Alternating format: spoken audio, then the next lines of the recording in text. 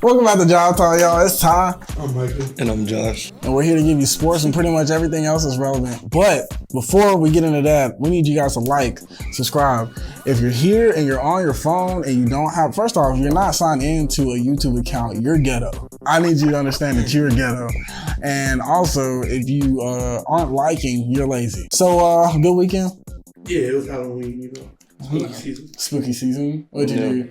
I watched the Saints kick Tom Brady's ass. What's the spookiest thing you did? I didn't do anything spooky this weekend. I went to the haunted trail like last weekend though. I didn't really do nothing. I think we like stayed in the house. I watched Harry Potter.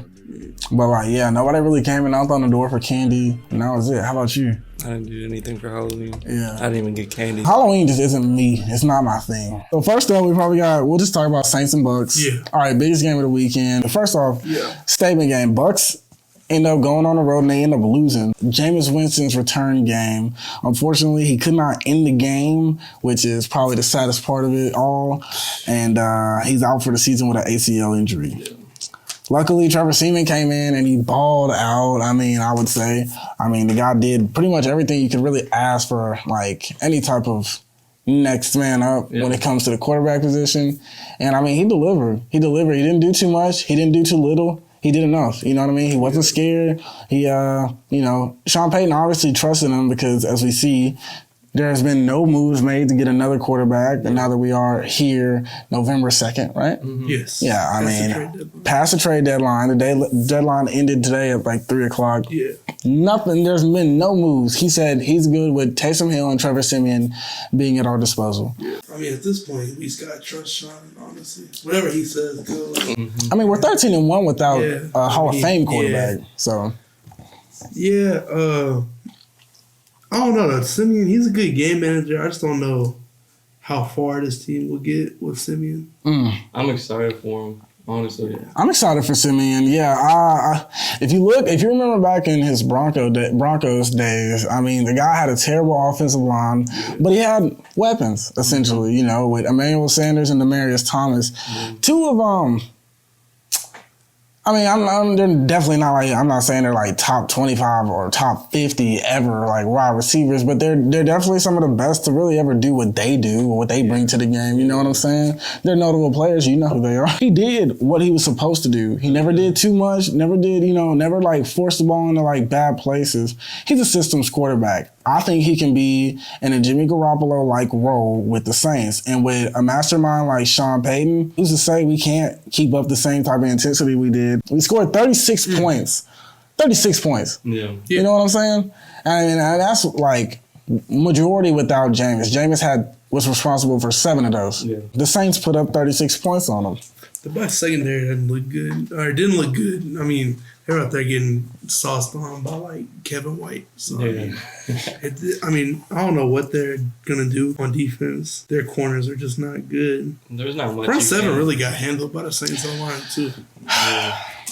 You know, I was before this show, I was looking at Trevor Siemian's highlights for the Broncos, and then I saw his highlights with the Saints. And one thing that I can say, the amount of protection that we give Trevor Siemian, I feel like the type of player that he is, he can't help but feel comfortable. Yeah. You know what I mean? One thing, I think Saints have a way better, like, surrounding O-line than any other team he's played for. Mm-hmm. There's nothing that we can't do whenever he's, like, cock back with that ball. Yeah. The defense ain't going to get him more than 5 times a game, honestly. Yeah. Even get close to him. Yeah, honestly. I mean, if we did that against the Bucs, just imagine.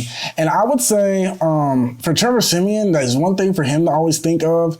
I mean, the Bucs, as far as like defense goes, I mean, it's like them, Rams. I mean, you could maybe throw the Cowboys, Ravens in there, you know what I'm saying, Steelers. Yeah. But I mean, like, as far as, like I said, as far as defense goes, especially front seven, this is pretty much the standard of the NFL. Everybody kind of compares themselves like, well, but you're not better than the Bucs. You know what I'm saying? Because the Bucs have boys on the front seven. And so for us to do what we did against them, offensive line deserves like, I mean. Yeah. We got to give kudos. Plus, we're already Saints fans. Kudos. So, we need kudos. Yeah, we are Saints fans. But like, no, the offensive line definitely deserves kudos. Yeah. I would say Trevor Siemian, he deserves kudos. Thank you for being a game manager. Thank you for yeah, you know what I mean. And like, I think he really delivered. Now, what does this loss mean for the BUCS? I don't think it means that much for the BUCS. It's really how they bounce back because they did. I mean, you're gonna lose in the NFL. Like it happens. But it's all about how they bounce back. Next week they got Washington, then they got Giants, Colts, and Falcons. So I mean, those are all winnable games, but it's all about how they bounce back. Yeah, I mean, this is just a minor setback for them. Honestly, they're gonna win against the Washington whatevers. I'd have to disagree with you guys respectfully. I do understand like what Tom Brady brings to the team. I understand what the BUCS are; they're no joke. But I mean, this is definitely a red flag if you're a BUCS fan. I would say the fact that you do lose to an inferior opponent without their starting quarterback. You know what I mean? Yeah. Not only did you lose to last year a quarterback going through a lot. You know what I mean? Multiple injuries. Not only like recovering from rotator cuff surgery. You know what I mean? Torn fascia in the foot, ribs.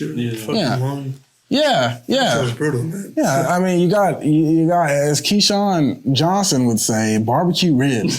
That's what he calls Drew Brees' injury. It was barbecue ribs. It was horrible. It was terrible. And either way, it's just like you guys lost to that, and now you keep on losing to the same team. Yeah, which is good for us. Yeah, no, it's great for us, but it's like what it means for you guys is Arians won't be able to look. Tom Brady can't do his Tom Brady thing against Sean Payton and the Saints. Yeah. And what that means for you guys is you guys better play a good game. Now, I will say one thing. We got, 11 penalties by the BUCS for 99 yards. I don't see that happening at all for the rest of the season, ever. Like, I don't really see that happening, for the rest of the season because, the Saints got 6 first downs from flags. And, it was just the Saints were getting bailed out at times. Just being honest with you. The BUCS gave them the game in more ways than one. Yeah. Turnovers, it was pretty bad. They were -4. This was not the best the BUCS could play. Mm-hmm. That was obvious, I think. Yeah. But I will say, Tom Brady, 28 for 40. Oh, yeah. Yeah, you threw the ball 40 times. You only missed 12 of your passes. And 2 of those were picks. Yeah. Mm-hmm. You know what I'm saying? So it's not like Tom Brady played terrible, but the 2 turnovers are crazy. Mm-hmm. And he also lost the football on a sack. Well, not even really a sack. He lost the football because I believe it was Davenport slapped the ball out of his hands. You lost a fumble. So the Saints ended up being -4 on the turnover margin, which is like -4 on the turnover margin, 11 penalties for 99 yards. That always gives you a chance to win. Yeah. Always gives you a chance to win, boys. It was costly penalties for the BUCS, too. It'd be like 3rd down and they get a stop, 15-yard penalty. You know what I'm saying? And it's just like, okay. So to answer the question, I would say it is a setback for the BUCS because when you think about the division and a race to see who's going to win the division, who's going to be number 1, because essentially you win the division, you're going to be in the top 4 in the NFC, of course. Yeah. And if the BUCS aren't, then I just wonder what that means for them this year. It's not like, Tom Brady's joining this team. It's the first year. What they gonna do? Mm-hmm. It's like, all right, we see y'all from last year. Yeah. It's not that like Tom Brady is just extra like multifaceted. You know what I'm saying? Like he's not that type of guy. He's not. Yeah. So it'll be interesting to see the race. And now that the Saints are only 1 game behind, I believe Tampa has a bye week coming up or no? They play the Redskins next week? They play Washington. Yeah, they do have a bye. They have a bye, and then they play Washington. They have a bye week coming up. All the Saints have to do is win in the Dome against the Falcons. Yeah. And if you could do it against the BUCS, you could do it against the Falcons. They're not the same team, and with all due respect to the Falcons, I see their offense is getting back on track. I feel like this is not a cupcake team. We need to go in there with respect, but we have the tiebreaker. So when it comes to the division, the Buccaneers do not want to be that close to the Saints. Yeah. Because they are in the same division and because the margin for error is that much more slim. Both the Saints and the Buccaneers have to play the Bills, which who are soon to be trending as the best team in the NFL. Sooner rather than later. I think top 2 for sure. Oh yeah, for sure.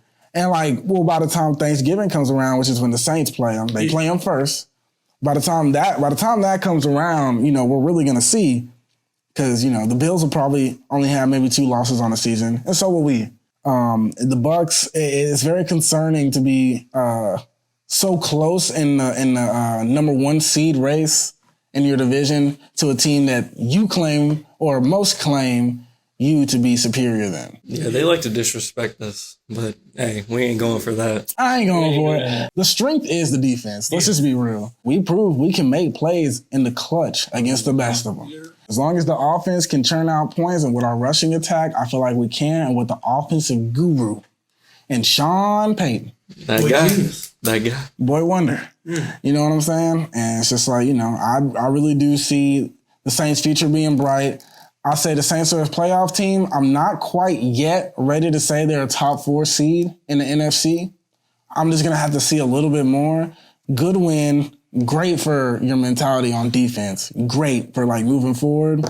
And, I don't know.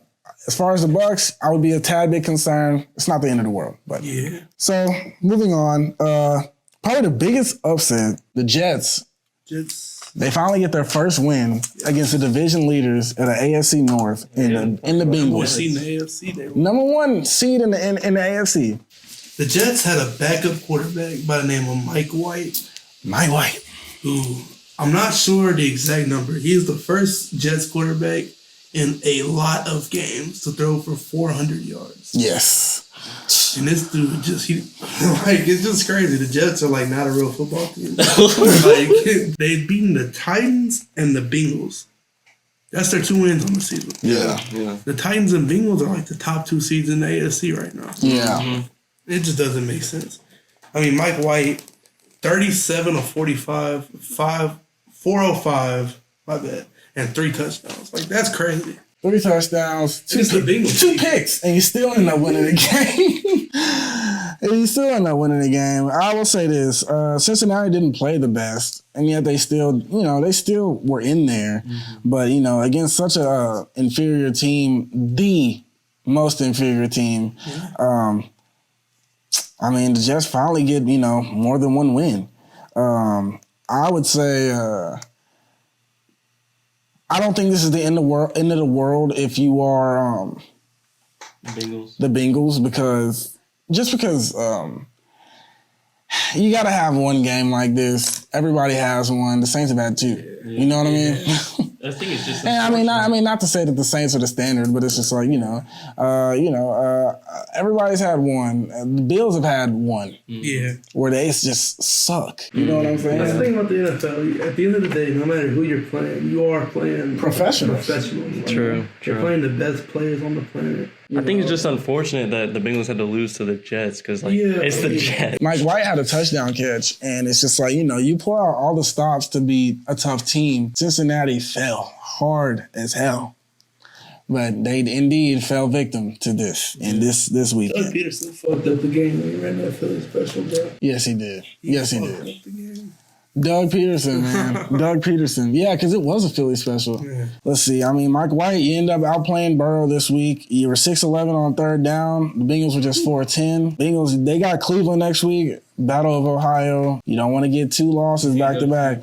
Look, the Browns played, I think they lost maybe 10-15 against the Steelers this past weekend, or maybe 13-15. They're playing everybody close. Mm-hmm. Everybody that they play close. Yeah. So be careful. You've been warned. Cincinnati really needs to be careful because not only will you maybe lose the top seed in your division, you might lose the top seed in the AFC, which, could in turn maybe give you the top seed in the NFL, which is power. You know what I'm saying? Exactly. And it's just it's good for your mentality. Cowboys and Vikings. Me and Michael were saying before we started filming, we have 4 teams this weekend that went into their games on Sunday, and they each won without their main quarterback. Mm-hmm. Saints, Jets, Cowboys, Seahawks. Geno Smith, baby. Geno Smith, baby. I mean, I guess. I don't know. I like Geno Smith, and I do want him to do good for the record. Cooper Rush, 24 for 40, 325 yards. I will say, yes, that the Cowboys' offense is almost too big to fail. Like they say the banks are, too big to fail. You sit here and you think about Cooper Rush, who is this guy? Yeah. You know what I'm saying? Sitting back throwing and, actually, delivering the ball. Like Amari Cooper had a good day. I believe he had like 8 catches and for about 120-something yards. Like, he went crazy. He went great. Yeah, he went great. Everybody did good on the offense, and it was a collective effort to get out a close win. They ended up beating these guys 20-16. Cowboys defense will probably be the story for this game. I don't think I've ever seen a more complete game from their defense. Front seven did their thing. They got a lot of pressure on the quarterback. Even without sending like a bunch of guys, without sending 5, without sending 6, like they got there, which is like something to look at. Yeah. But 6 tackles for loss, 9 quarterback hits. That's always going to give your defense a good chance. You know what I'm saying? And they did their thing on the back end. They didn't just allow the crazy plays like you saw with New England and what have you.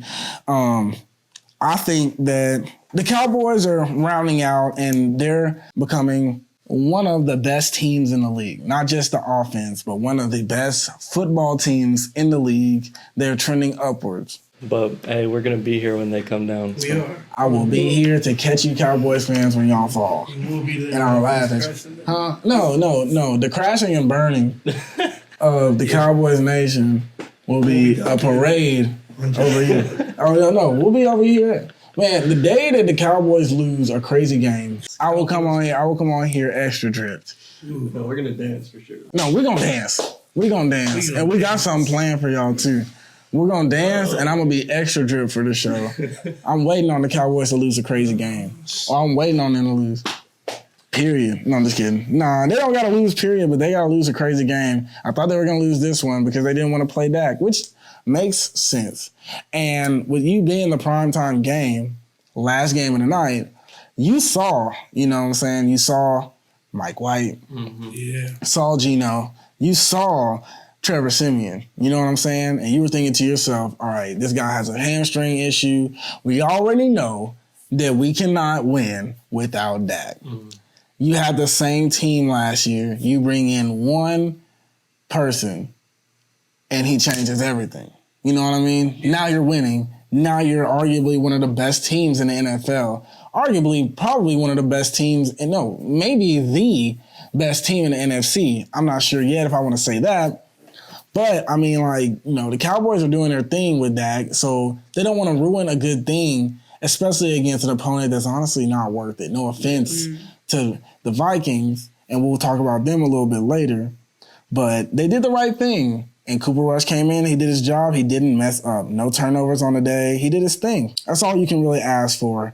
The Vikings. Does this mean that the Vikings should start tanking?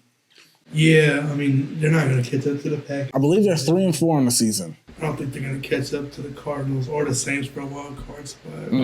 They should just go ahead and take Kirk Cousins.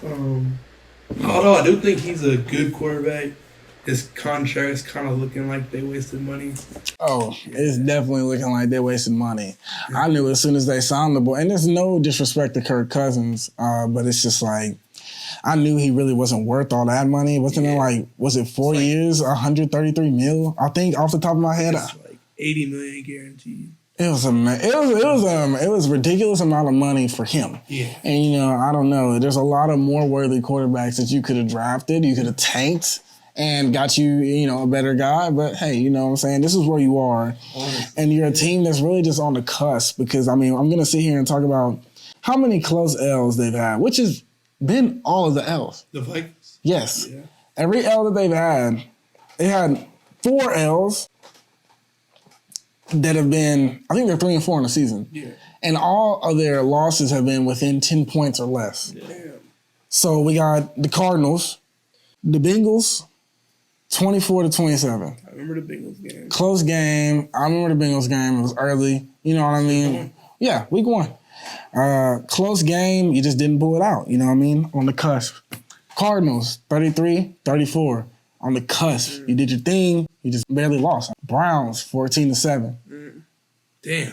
You know what I mean? And these are good teams. These are all good teams. Yeah. Nothing against the Browns. I mean, I know they're not the same, but and then Cowboys 16-20. Their Panthers game, I mean, they really shouldn't have been. I mean, they were putting a stomping on the Panthers, and the Panthers just happened to come back. They let them come back in the fourth quarter, which, you know, made the game a little bit more interesting than it had to be, overtime, everything else. You know, the Vikings, they're really well coached. And Mike Zimmer is a great coach. I think I say this, man, every other week, if not every week. Mike Zimmer's a great coach. They play all the way to the whistle. It's just not enough. And I think you need to get you a guy that can win. Don't get you somebody that can do your system because, I mean, no offense, but, I mean, the Vikings' offensive system isn't just that great. You got a home run hitter and Dalvin Cook who can just, like, he can take a 2-yard run and just make it a 95-yard run. And when you got that type of person on the team, you don't need a very special guy at the wideout because you can get production from your other players. Yeah. But they do have a special guy at the wideout, and Justin Jefferson. Now we did talk about protection for Kirk Cousins. That's an issue. The offensive line isn't great. But you get you a guy back there that can actually, you know, win you some games, and now you're talking. I said most of their issues will be resolved in the quarterback position. Yeah.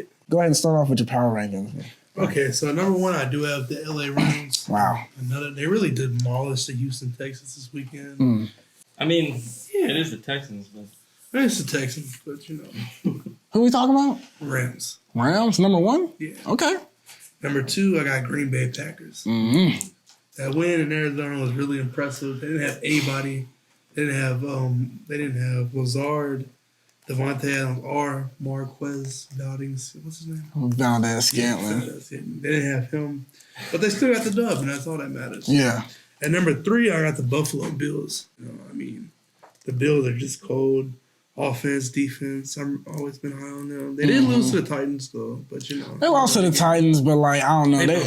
To me, I feel like they went out on a strong arm. Yeah. Like, you went out like, we either going to get this fourth down and go into the bye week happy dancing. You know what I'm saying? It was at the one. And either they was going to get it or they was going to get stopped. And, I mean, they got stopped. Number four, I got moved Arizona down to number 4. Just the way they lost was tragic. Yeah. So, like, AJ Green, I don't know. It was a fade, but, like, he didn't go for the fade. He just kind of. Yeah. And then. I don't know. AJ Green. Douglas was just there and caught it. And AJ Green, I mean, I don't know. A lot of people were giving him slack. But it's like, you know, that's okay. I mean, we got a lot of more weeks to play football, and AJ Green will show y'all, you know, he's not that. It sucks that Cincinnati is finally something now that he's left. But he's on the bigger and better things, and we'll see. We'll see. I'm an AJ Green believer. Go ahead. So this one was tough, but at 5, I have the Cowboys. Okay. And I put the BUCS at 6. Okay. Why? So the reason I put the Cowboys above the BUCS is because the BUCS are just looking so shaky on defense right now, and it's really been a few games now. They did get like a bunch of turnovers versus the Bears, but like. It's been a bunch of games this year where the BUCS defense just has not looked that good. Like, secondary specifically. Like, these corners out here getting burnt by guys that, like, would be practice squad players or should be practice squad players. Yes. I'm not really sure if I'm afraid of their starting cornerbacks either. Look at how they got torched all last season.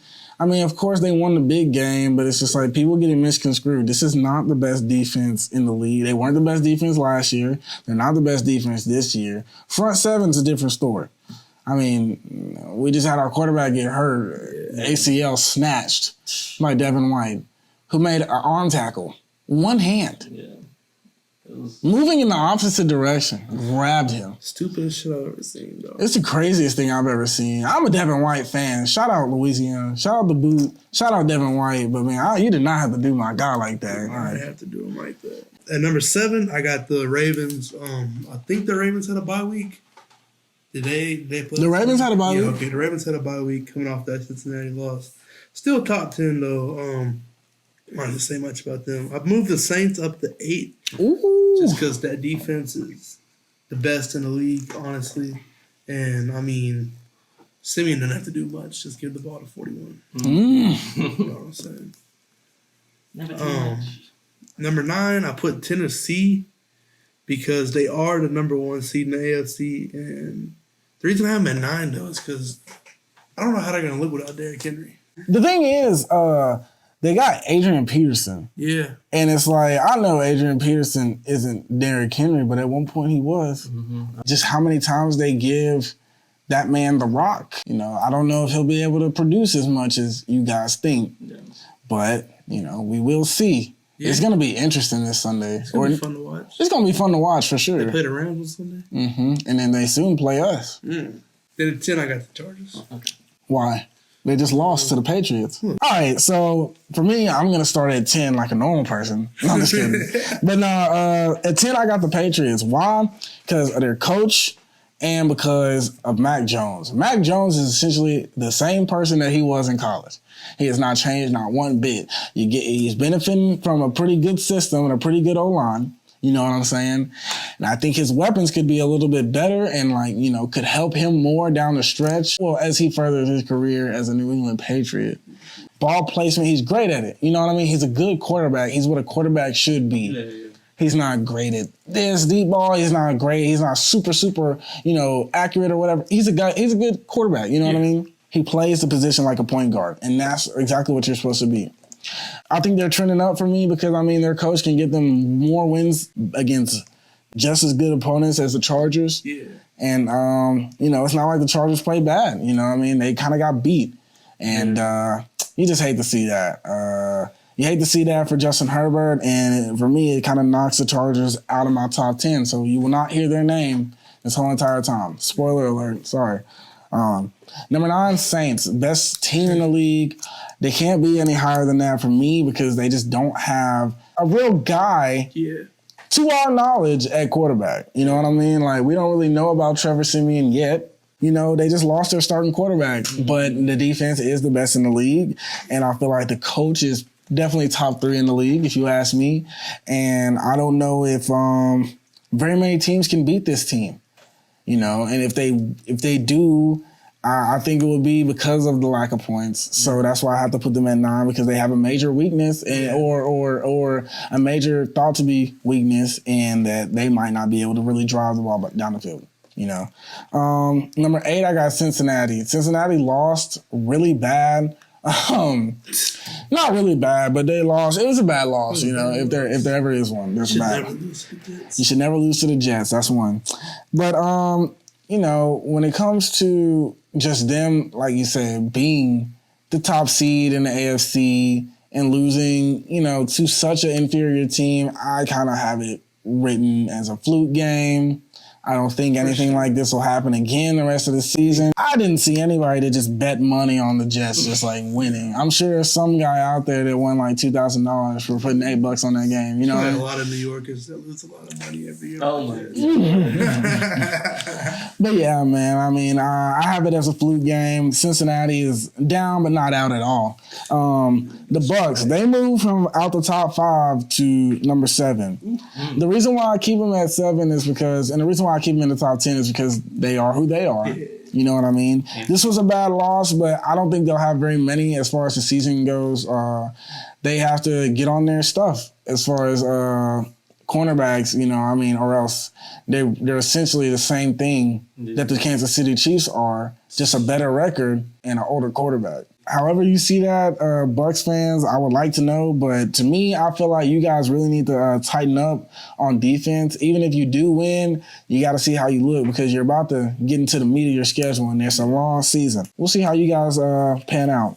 Ravens, number 6. They had a bye week this week, but after getting blown out so bad, or as bad as they did to Cincinnati, I have a feeling that they're looking for vengeance and they're going to go headhunt next week.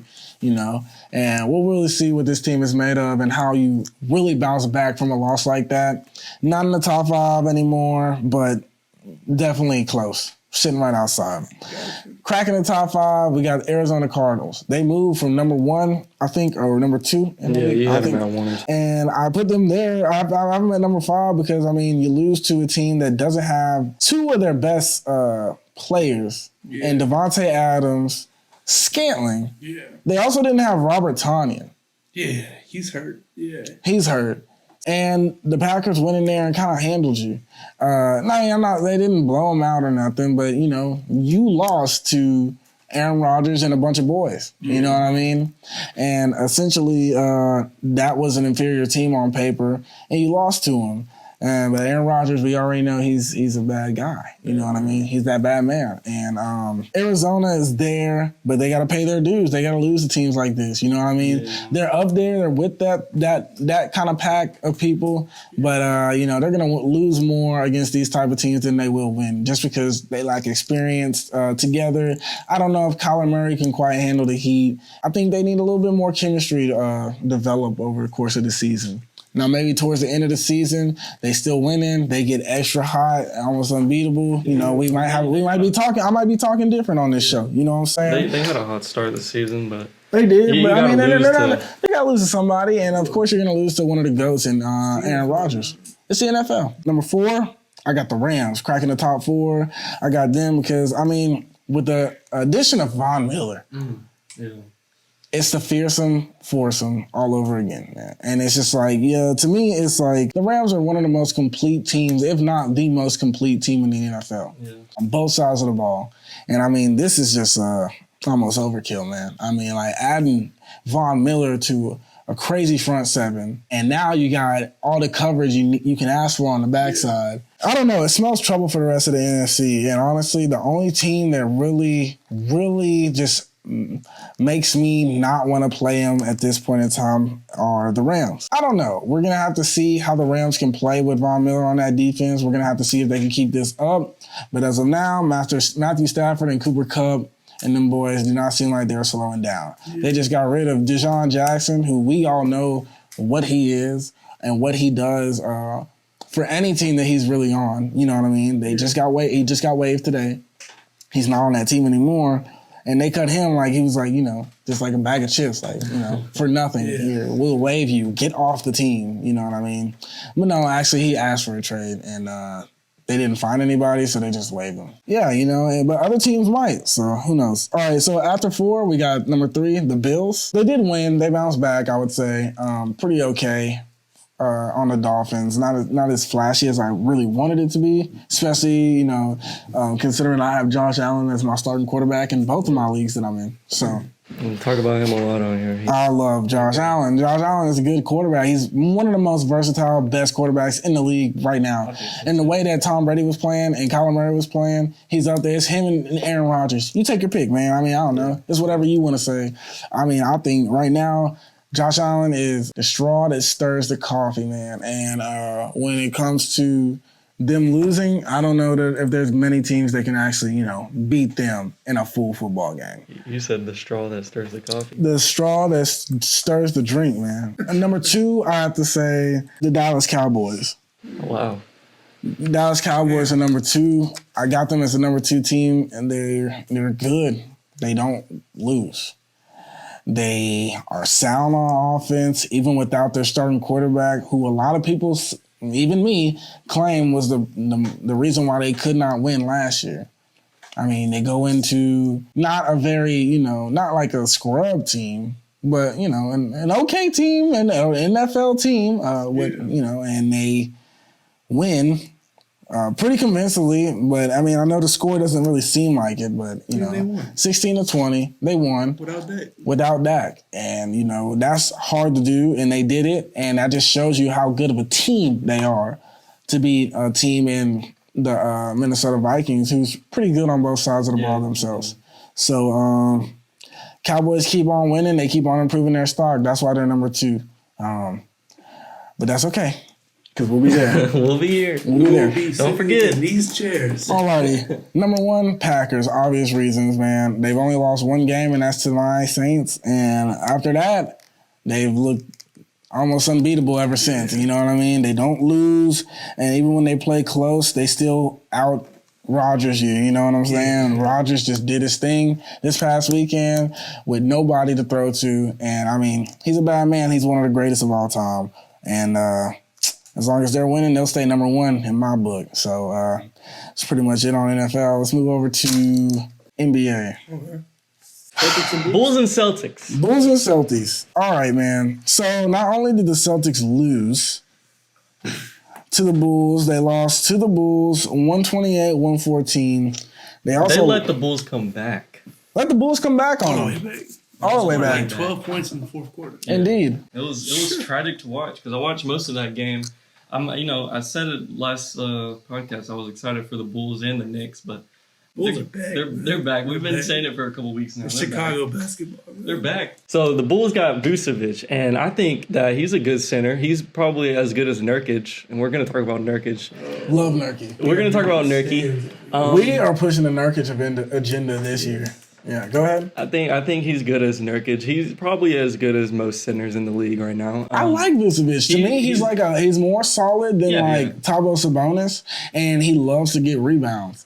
And the thing about him is he got playmaking ability as a big in the league. Yeah. He's not very tall, and so like in that aspect, the Bulls kind of like suffer. Well, when you talk about Vucevic, I mean, like you're talking about a baller, and as a Miami Heat fan, I can sit here and tell you, last year when he was in Orlando, we couldn't stop losing, and I couldn't understand why until I went back to those games and I looked, and I was like, oh, this guy Vucevic is a fucking baller, and he can shoot too. He can shoot.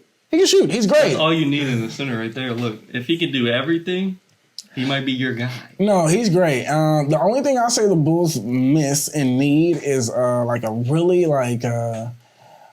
just somebody to grab boards. Yeah, somebody's gonna board up on anybody. You know what I mean? I think somebody that they can look to trade for, maybe get rid of some of that younger talent, or maybe get rid of a Caruso and some draft picks for I get rid of Caruso. Oh please, maybe get rid of Caruso done this maybe Caruso's a menace. He's good. Maybe just ballers. I mean, look at maybe just get rid of Caruso and some draft picks and get you Steven Adams.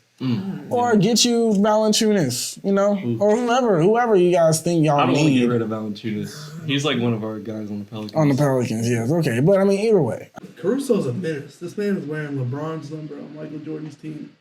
He's a certified baller. You can't fuck with him. And he's fucking balled. Like, you can't fuck with Caruso, man. Yeah. So the Bulls are just going to keep doing them.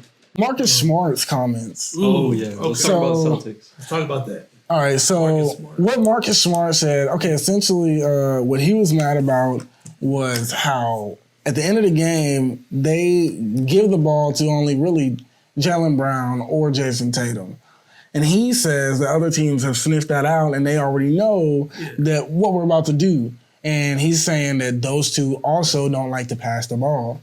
So he basically came at two of his franchise players on his team and called them out for being selfish basketball players and saying that other teams already know what we're about to do.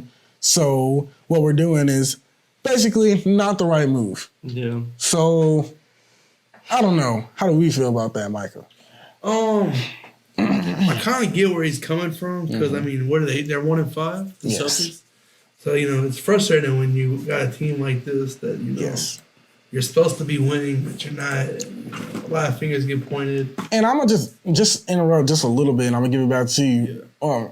They've been doing this. Yeah. I would say ever since the year that KYRIE first came there, and, he went down with the injury, and they made the deep run and almost went to the finals. It took LeBron to a Game 7 in the semis. After that, it's been underachievement after underachievement after underachievement after underachievement. And you just got to look at coaching at that point. But go ahead. Yeah, it's just frustrating. They're losing a lot. One thing he said that was interesting, they asked him, he was like, I don't know, I was kind of standing there. Nobody really passed me the ball. So I was like, I don't know, they got to get more communication. Their new coach has got to draw up some shit. They got to move around more. That's one thing. Yeah. I was watching it. They were just standing there on the corners, like. All of them. See, there was a couple plays where Marcus Smart said that he was wide open. He was probably wide open for like 2 seconds, and then he got guarded again. He would just sit in one of the corners the whole game, expecting them to pass the ball. You got to move. You know what I'm saying? You got to make moves to even try to generate something. Exactly. The Warriors were so good, man. Yeah. Because the players that weren't touching the ball, they were moving. Yes.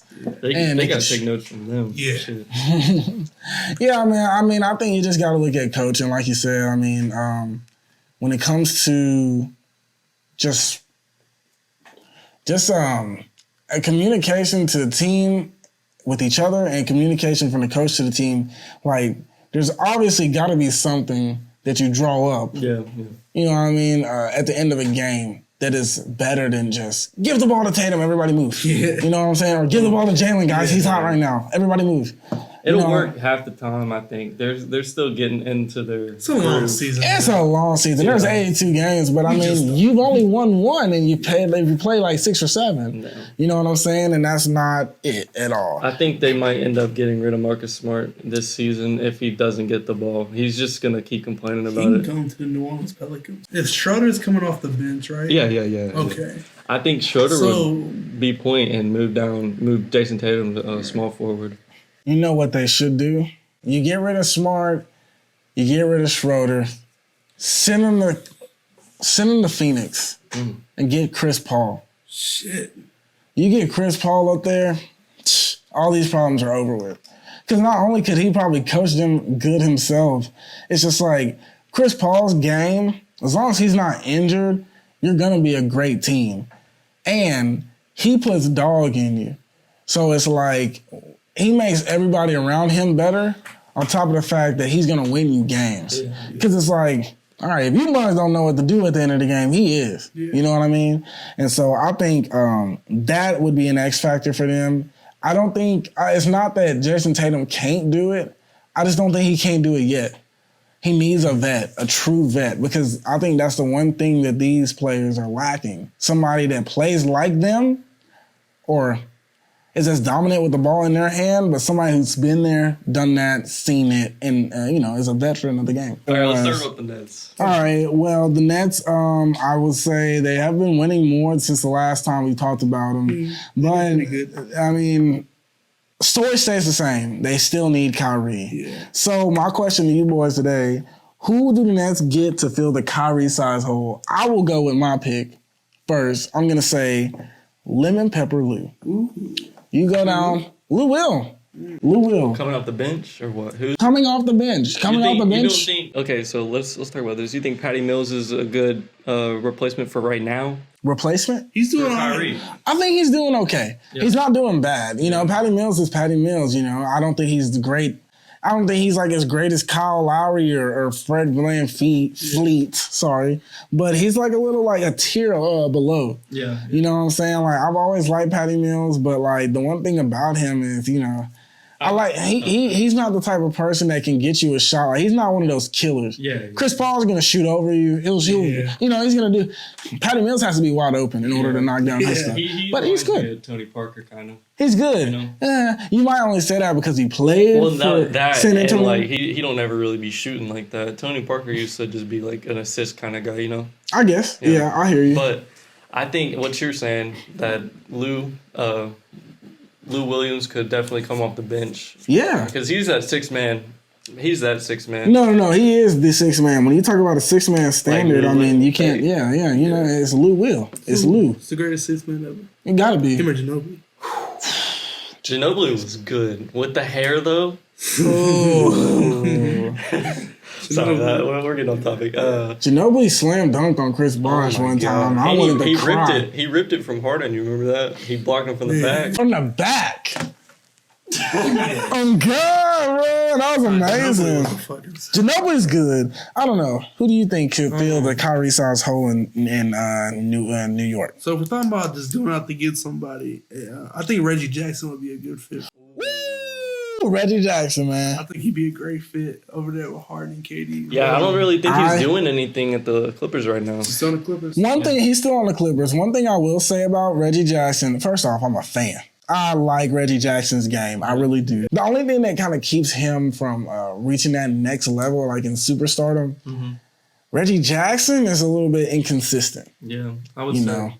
But I will say his game as far as the past things that I've seen this past postseason with the Clippers, I think he can serve as a good role off the bench. Yeah. That 2 guy or that 1, man, it'd be great for Brooklyn. And I don't think that's very far-fetched at all.